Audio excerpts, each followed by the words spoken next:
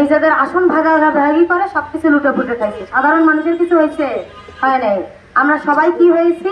শুধু জীবন দিয়ে যেমন বিচার সংস্কার ও গণপরিষদ নির্বাচনের মাধ্যমে নতুন সংবিধানের দাবিতে গাইবান্ধা ৬ নং ধাপেরহাট ইউনিয়ন কমিটির আয়োজিত মতবিনিময় সভা অনুষ্ঠিত হয়েছে।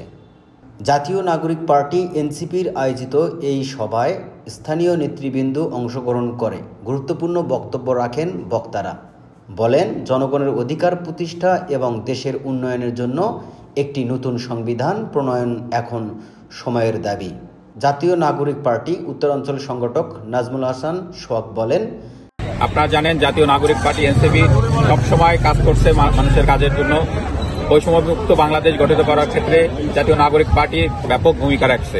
এখন যে বিষয়টা সেটা হচ্ছে, আমি আমার এই অঞ্চলে, আমার এখানে জন্মভূমি ধাপেরহাট অঞ্চল, সেখানে আজকে আমরা জাতীয় নাগরিক পার্টির যে বিচার সংস্কার গণপরিষদ নির্বাচনের মাধ্যমে যে নতুন গণপরিষদ এবং নতুন সংবিধান প্রণয়নের ক্ষেত্রে আমাদের যে চাহিদা ছিল, যে কাঠামোর ভিত্তিতে আমরা কাজ করেছি, যে ফেসিস্ট সিস্টেম বা ফেসিস্ট বলয়কে ভেঙে দিয়ে বাংলাদেশে একটা নতুন রাজনৈতিক ধারা সৃষ্টি করার চেষ্টা করছি।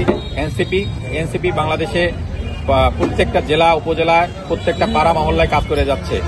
সভায় অংশগ্রহণকারীরা আরও বলেন, দলমত নির্বিশেষে দেশের জনগণকে ঐক্যবদ্ধ হয়ে এই দাবি এগিয়ে নিতে হবে। ডেস্ক রিপোর্ট, মুক্ত সময়।